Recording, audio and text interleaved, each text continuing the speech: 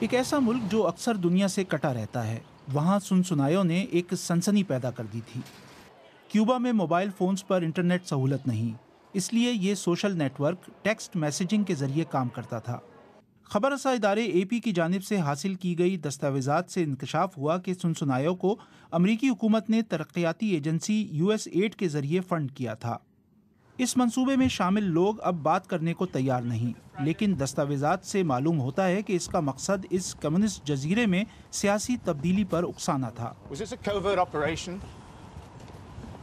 White house نے اس منصوبے میں حکومت کی شمولیت کی تصدیق کی، لیکن اصرار کیا کہ اس کا مقصد کیوبا کے عوام کو اطلاعات تک رسائی دینا تھا۔